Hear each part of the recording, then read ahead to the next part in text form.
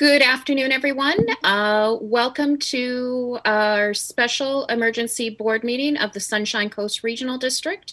It is Tuesday, March 31st, 2020, and I'd like to officially call us to order and acknowledge that our board office sits on the traditional territory of the Sechelt Nation, and your directors and staff come to you all today from various spots on the Sechelt Nation lands and Squamish Nation lands. So I'd like to acknowledge those traditional territories. Before we go into adoption of the agenda, just a quick note to the public and the media. If you are watching us via Zoom, we will have a public question period at the end of our meeting. Please put your question in the section there of the Zoom platform. And when you do put your question in, please indicate your first and your last name with your question. And we will address all questions, but please make sure you've indicated your first and your last name when you type your question in. So we have an emergency agenda in front of us, and I would like for a motion to adopt that agenda, please. So moved and seconded. All those in favor? Motion carries. We have no business arising from the minutes and unfinished business. We have no presentations or delegations. We have one report, which will receive just later when we get to the bylaw section. No communications or motions. The purpose of this emergency meeting is to adopt our Sunshine Coast, first, second, third reading and adoption of our financial plan amendment bylaw. And we'll be addressing that as such. So first off, I'm going to ask for a motion to receive the staff report, please. So moved and seconded. All those in favor? Motion carries. So now that we've received the staff report, I'm going to turn it over to staff. So CFO, would you like to introduce this report prior to the bylaw reading? Thank you, Chair. So this particular report is just a follow-up to yesterday's deliberations. And so essentially there was an additional analysis done within community recreation.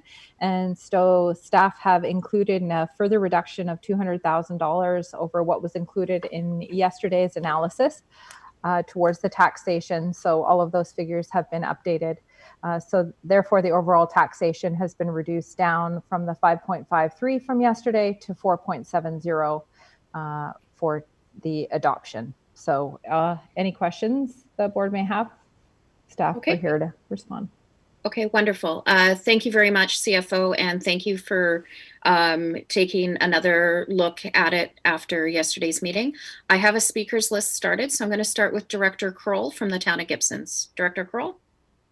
I just want to commend Tina and staff for an amazing job. Well done. I know people here in Gibsons are going to be very happy with what you've been able to shave this down to. I know it's difficult. We set a very high bar at the beginning of all this last fall with what we were asking staff to do. You put together an amazing budget. Then we all sort of sweat bullets when you brought it down. Now we find ourselves in this position. So for all the back and forth you've had to do and the amazing work and the additional work we threw at you last night, I just want to commend you and applaud all your efforts. Thank you. Director Toth? Yeah, I'd like to echo Director Kroll's comments. I think what our staff have managed to turn around has been nothing short of remarkable. I did have one question which I had asked by email. I just wanted to hear it reiterated though. The District of Sechelt for residential property class is looking at a 0.88% increase, which is a pretty huge drop from where we were looking at yesterday. Could you remind me, tell the others where that came from? Thank you. CFO, please. Yeah, so essentially that is due to the reduction in the recreation. And so that's the overall residential decrease. So that's the average. So it won't be relative to each resident. It'll fluctuate, and depending on what the final assessments we get today, that number might change just slightly. But essentially, it's because the contribution from the District of Sechelt is about 40% of their overall requisition. So when we make amendments, it makes quite a material change. So with that additional 200,000 yesterday, it really dropped the District of Sechelt as well as the Sechelt Nation portion as well. Okay, thank you. Director Toth, does that answer your question? Perfect. Over to Director Lee and then Director McMahon. I would just like to thank staff for giving me a view of our property taxes without the defined rural areas, and with the defined rural areas, it really helps clarify what makes up the total tax for the various classifications. So thank you very much for doing that. Okay, Director McMahon. Yeah, I'll add to the general chorus. This is not going to be the perfect budget because we have no idea what's going to happen in the next few months. So unprecedented is a word that's gotten a lot of airing lately, and that's where we are. We're in unprecedented times. The one question I had was whether it would be possible to add a second round of intake for rural grant and aid later this year, because so many of the nonprofits have had events canceled or situations changed that we might end up with a lot of the money unspent. Okay, CFO or corporate officer, which one of you would like to take that? Yeah, and I can maybe just jump in, Chair, and then if the corporate officer has anything to add. So today is the final deadline for the applications. So staff are just collating those currently. So we are also have a meeting scheduled to review the applications. And so what the advice would be at this time would be to see what we've received from the applicants, go through the process, because I think the review is at the end of April. And then at that particular time, depending on how that process goes, maybe a subsequent decision on what next steps could be determined. Okay. Corporate officer, anything to add to that? Nope. Great. Okay, I have Director Seegers and then Director Hiltz. Thank you. I have to ask what the implications are for recreation for the $200,000 reduction. Because there were probably some assumptions made inside of that. And how will those be impacted going forward, depending on what happens? Over to the CFO, please. Yeah, so included here, we reduced the overall revenues as well. Not quite by 50%, because of course we've had a couple of months of revenue for the first part of 2020. So what we're going to have to do is do some further analysis for this. So what the extent of the impact to the service is going to have to be monitored probably on a weekly basis, depending on when we anticipate those particular facilities to be opened. So again, a lot of the fixed costs still have to be covered, and the facility side of maintenance still wants to continue on working. So this will not be the first time we visit this particular budget. I would imagine we're going to have some subsequent amendments as we go on. So still to be determined. I think this is based on a lot of assumptions that still need to be ruled out. Director Seegers, does that answer your question as best as it can be answered at this time? I guess at some point in the future, we're going to probably want to know what some of those assumptions are, because, you know, us and the community we'll need to know what the impact of various decisions are, you know, on the recreation facilities and on our budget. So I understand at this point, we're not going to go into that today, but at some point that will probably need to be identified. Okay. Director Hiltz and then Director Ties. Thanks, Chair. Yeah, I'm going to follow up on Director Seegers. But I'm going to use the term risk. What is the risk that we're exposing the SCRD by reducing the taxation by the $200,000? Over to CFO. I think this is where we felt was the lowest risk at this particular time.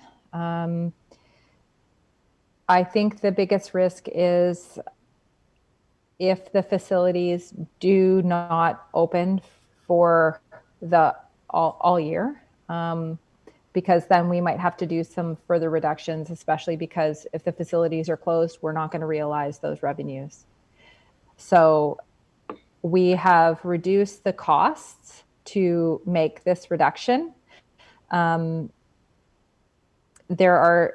Staff felt that these were things that we could live with, and gave us enough flexibility that if we needed to make some further amendments, they wouldn't be so significant that it would put us in a bind.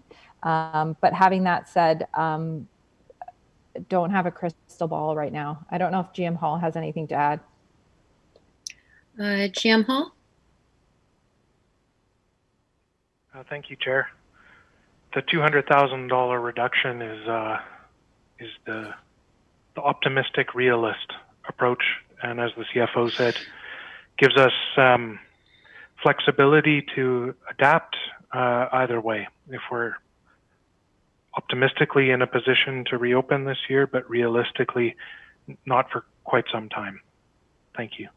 Okay. Thank you. Okay.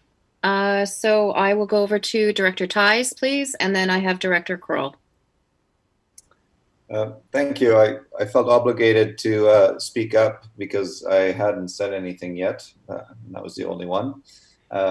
First of all, a big thank you once again to staff, and I think the questions that I had were the same ones as Director Seegers and Director Hiltz mentioned. So I just wanted to say thank you again.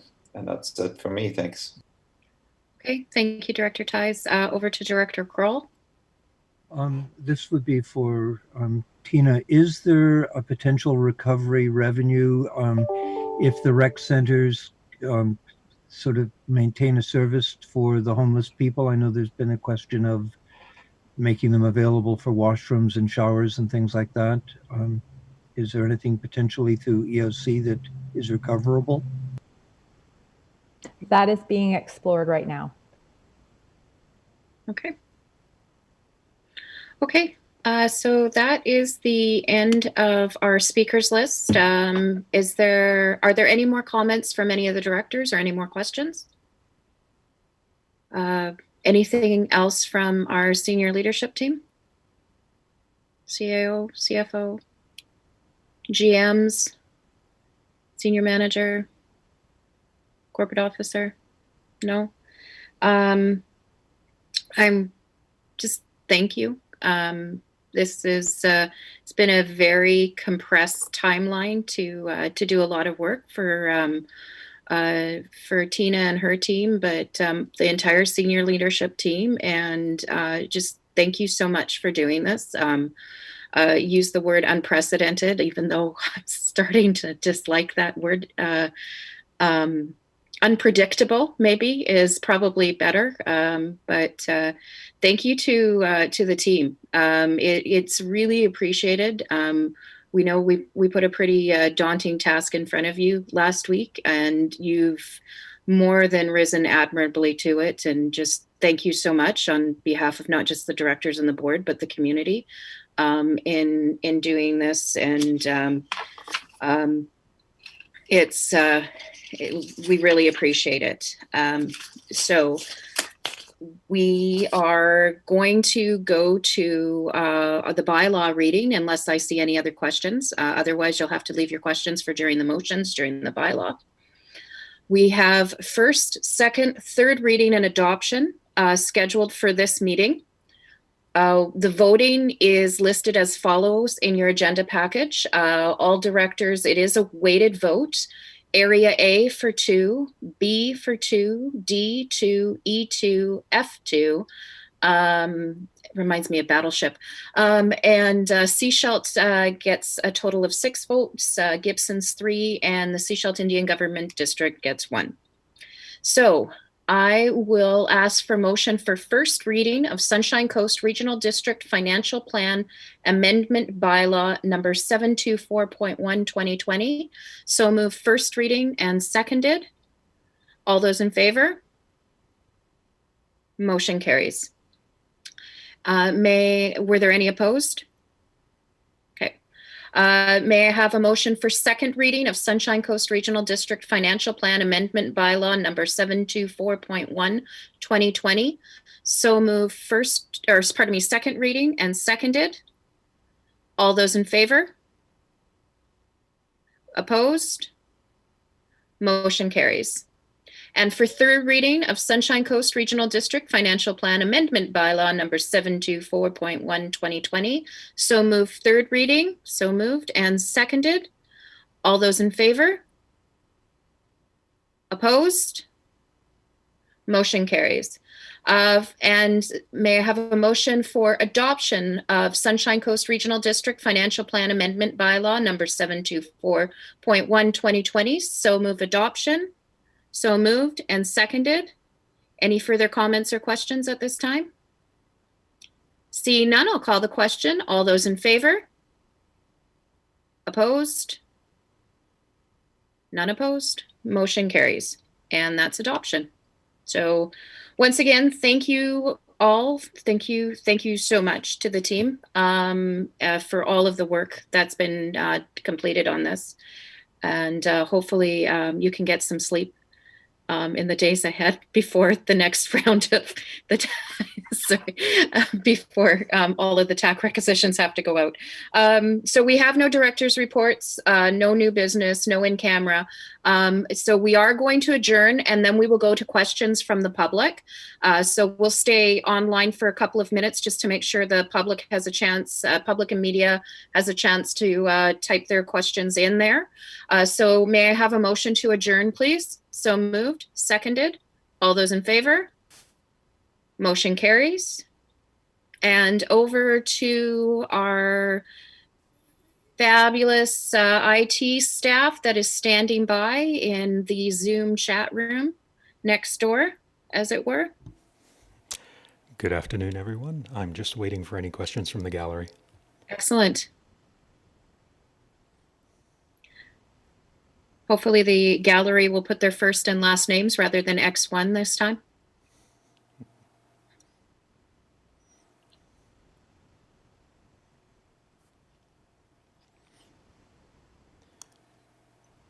I'm not seeing anything thus far, but I'm sure there are keyboards furiously typing.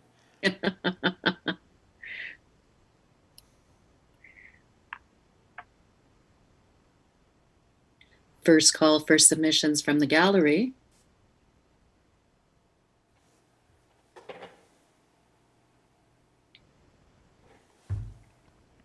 Second call for submissions from the gallery.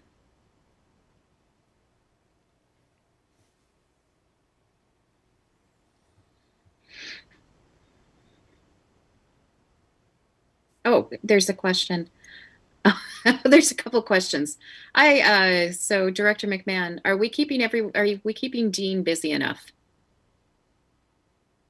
CAO, do you have an answer for that? Yeah, it's been pretty quiet, I think, for me and the rest of the senior leadership team. So we really appreciate the break. Excellent. Director Ties, what did the fish say when he hit the cement wall? Oh no. I have if I can barge in here, I have a question from the gallery. Okay, we have an answer to Director Ties' joke first. Damn. Okay, and a question from the gallery. Please go ahead. So from John Henderson, do you have any response to the Seashelton District Chamber of Commerce's correspondence to you on this topic? CAO, did you want to, yeah, I know you were, go ahead. Yeah, thank you, Chair, and thank you for the question. through to Mr. Henderson. The correspondence that was provided from the C. Shelton District Chamber of Commerce will appear on the next regularly scheduled board meeting. I know that that letter was distributed to members of the board, and staff saw the letter as well. And I think within the changes that were adopted in the budget, even though that letter wasn't formally placed on the board's agenda for consideration at the special meeting, there were certainly many areas that were covered in that letter that were also addressed as part of staff's deliberations and coming up with the final budget recommendations to the board. Okay. And I'm seeing no other questions at this time. Okay. Well, we'll call that the final call for questions. We need an answer to the joke. Oh, no, I did say, what did the fish say when he hit the cement wall? Damn. Oh, okay. That's a Jerry joke. And don't get them started. Don't provide an opening. Okay. All right. So hearing no more questions from our gallery, I guess, are we good to go? We've adjourned? Yep, I will end the broadcast now. Okay. Thank you so much, Bryce. Thank you to our tremendous